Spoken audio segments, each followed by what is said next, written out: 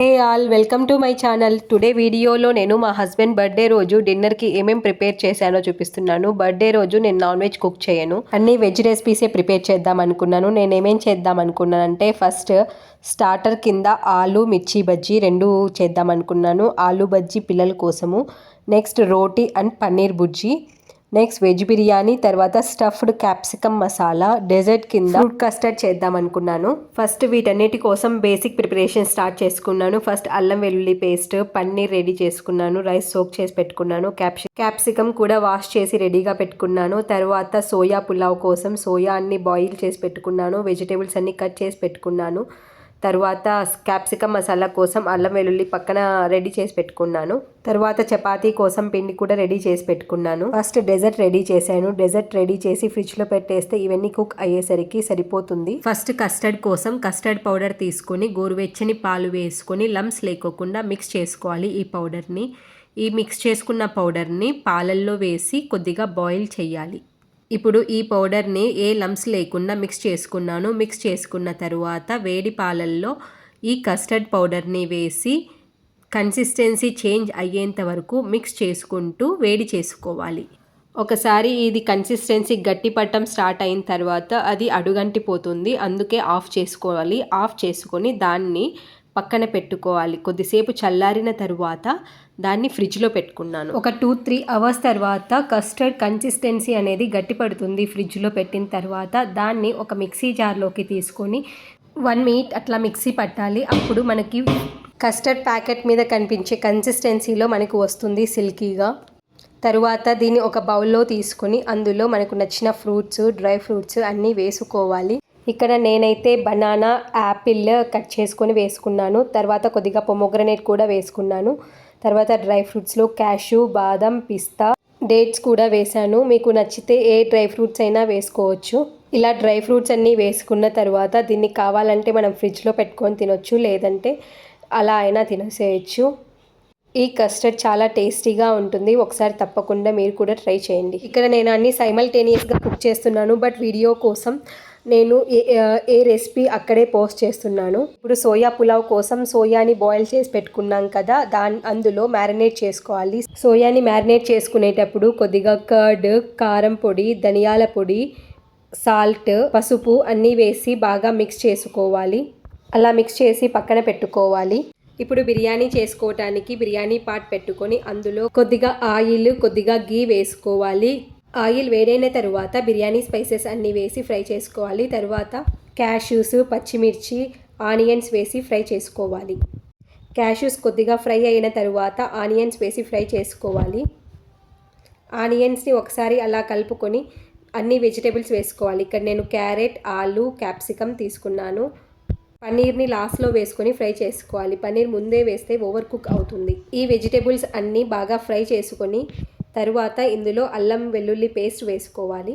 ఇక్కడ అల్లం వెల్లుల్లి వేసిన క్లిప్ మిస్ అయింది. తర్వాత ఇందులో సోయా కూడా వేసి మిక్స్ చేసుకోవాలి. తర్వాత పుదీనా కూడా వేసుకోవాలి. నా దగ్గర కొత్తిమీర లేదు, అందుకే పుదీనా ఒకటే వేశాను. వెజిటేబుల్స్, సోయా అన్నీ కుక్ అయిన తర్వాత మనం పన్నీర్ వేసుకోవాలి. పన్నీర్ వేసుకొని ఒక 1 మినిట్ అలా మిక్స్ చేసుకొని తర్వాత కొద్దిగా సాల్ట్ వేసుకోవాలి. ఈ వెజిటేబుల్స్ అన్నీ బాగా కుక్ అయిన తరువాత ఇందులో రైస్ని వేసుకొని ఒక 1 మినిట్ అలా ఫ్రై చేసుకోవాలి. ఇలా రైస్ని ఫ్రై చేయటం వల్ల రైస్ అనేది పొడి పొడిగా వస్తుంది. ఇక్కడ నేను 1 కప్ రైస్ తీసుకున్నాను. దానికి 1.5 కప్ వాటర్ వేసుకొని నేను దాన్ని పక్క స్టవ్లోకి చేంజ్ చేశాను. ఇక దాంతో మనకు 15 to 20 మినిట్స్ పనేం లేదు, అది కుక్ అవుతూ ఉంటుంది. పక్క స్టవ్ మీద పెట్టేశాను. తర్వాత ఇలా ఒకసారి చెక్ చేసుకోవాలి. ఇలా నాకు కొద్దిగా వాటర్ లాగా అనిపించింది. ఇంకొద్దిసేపు అలానే ఉడకని చేస్తే రైస్ కుక్ అయిపోతుంది. ఇప్పుడు స్టఫ్డ్ క్యాప్సికమ్ మసాలా కోసం మసాలా రెడీ చేసుకుందాం.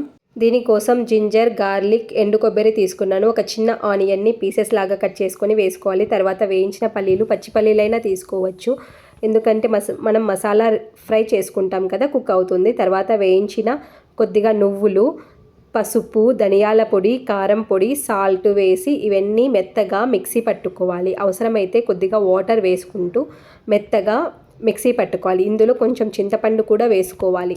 ఇలా మిక్సీ పట్టేటప్పుడు కొద్దిగా వాటర్ వేసుకుంటూ మనము మరీ లూజ్గా కాకుండా మరీ గట్టిగా కాకుండా మసాలాని మెత్తగా రెడీ చేసుకోవాలి.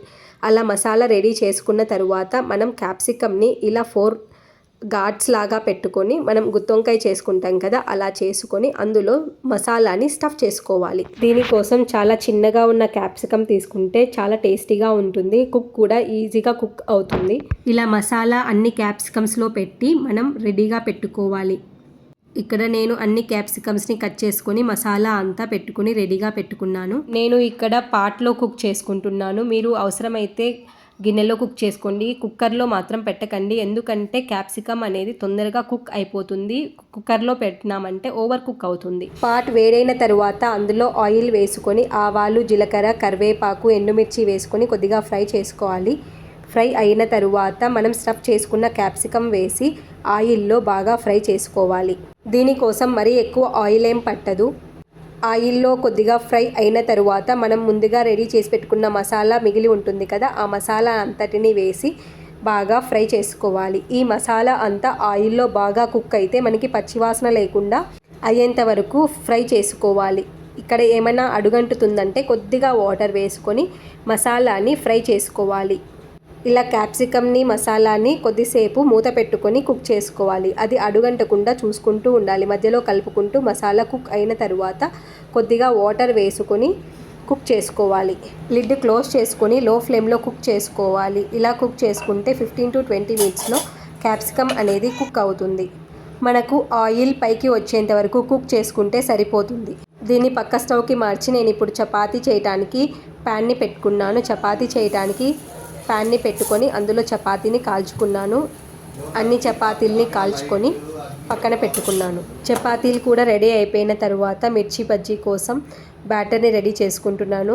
ఇక్కడ శనగపిండి తీసుకొని అందులో పసుపు, జీలకర్ర, సాల్ట్, అజ్వైన్ వేసి మిక్స్ చేసుకోవాలి. ఇలా మిక్స్ చేసుకున్న తర్వాత కొద్దిగా వాటర్ వేసుకుంటూ బ్యాటర్ని చాలా బాగా బీట్ చేసుకోవాలి. ఇలా బీట్ చేసుకుంటే మనకు బజ్జీలు అనేది చాలా క్రిస్పీగా పొంగుతాయన్నమాట. నేను నా వంటల్లో ఎప్పుడు బేకింగ్ సోడా అనేది వాడనన్నమాట. బేకింగ్ సోడా అంత మంచిది కాదు. ఇలా బ్యాటర్ని రెడీ చేసి పెట్టుకొని ఇప్పుడు మిర్చి బజ్జీల కోసం బజ్జీలని ఘాట్లు పెట్టుకొని అందులో కొద్దిగా ధనియాల పొడి పెట్టి బజ్జీ కోసం రెడీ చేసి పెట్టుకున్నాను. ఎక్కువ హడావిడి లేకుండా కొద్దిగా ధనియాల పొడిని ప్రతి మిర్చిలో పెట్టుకొని రెడీ చేసి పెట్టుకున్నాను. ఇప్పుడు డీప్ ఫ్రైకి ఆయిల్ పెట్టుకొని మనకు బ్యాటర్ రెడీ అయింది కదా, ఆ బ్యాటర్లో మిర్చిని ఒకసారి అలా తీసుకొని వేడివేడిగా ఉన్న ఆయిల్లో వేసి ఫ్రై చేసుకోవాలి. ఇలా మిర్చి బజ్జీలన్నీ వేసుకున్న తర్వాత ఆలు బజ్జీని కూడా వేసి ఫ్రై చేసుకొని పక్కన పెట్టుకున్నాను. ఇక్కడ పిల్లల కోసం ఆలు బజ్జీ చేశాను, మా కోసం మిర్చి బజ్జీ చేసుకున్నాను. ఇలా ఆలు బజ్జీ, మిర్చి బజ్జీ రెండు అయిన తర్వాత ఇంకా అదే ఆయిల్లో కొద్దిగా వడియాల్ని వేయించుకున్నాను. ఇక్కడ నేను ఒకసారి వేడి అయిన తర్వాత ఆయిల్ మళ్ళీ చల్లారబెట్టి మళ్ళీ ఎప్పుడు కుక్ చేయనన్నమాట. ఇక్కడ ఇంకా ఆయిల్ ఉంది కదా అని కొద్దిగా వడియాల్ని వేయించుకున్నాను. తరువాత అదే ఆయిల్లో పన్నీర్ బుజ్జీకి రెడీ చేసుకున్నాను. జీలకర్ర వేసి ఆనియన్స్ వేసి అందులో పచ్చిమిర్చి, కరివేపాకు కూడా వేసుకోవాలి. ఇవన్నీ బాగా ఫ్రై అయిన తరువాత అందులో అల్లం వెల్లుల్లి పేస్ట్ వేసి ఫ్రై చేసుకోవాలి. అల్లం వెల్లుల్లి పేస్ట్ కూడా బాగా ఫ్రై అయిన తరువాత కొద్దిగా టొమాటో వేసుకొని మూత పెట్టుకొని బాగా కుక్ చేసుకోవాలి. ఇలా బాగా అన్నీ కుక్ అయిన తరువాత అందులో ఉప్పు, కారం, ధనియాల పొడి, పసుపు కూడా వేసి అన్నీ బాగా మిక్స్ అయిన తరువాత పన్నీర్ని స్మాష్ చేసి అందులో వేసేయాలన్నమాట. ఇక్కడ పన్నీర్ ఎక్కువగా కుక్ అవ్వాల్సిన అవసరం లేదు, జస్ట్ ఒక 5 మినిట్స్ కుక్ అయిపోతే సరిపోతుంది. ఇక్కడ పన్నీర్ అంతటిని స్మాష్ చేసి అందులో వేసుకోవాలి. ఇందులో వేసుకొని ఒక 5 మినిట్స్ మూత పెట్టి కుక్ చేసుకోవాలి. అంతే, మనకి పన్నీర్ బుజ్జి రెడీ అయిపోయింది.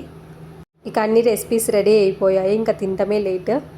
స్టార్టర్కి చేసిన మిర్చి బజ్జీలు అన్నీ అయిపోయాయి, కొద్ది మాత్రమే ఉన్నాయి. తర్వాత మిర్చి బజ్జీలు, బిర్యానీ, క్యాప్సికమ్ మసాలా, పన్నీర్ కర్రీ, చపాతీ, డెజర్ట్కి కస్టర్డ్ అన్నీ రెడీ అయిపోయాయి.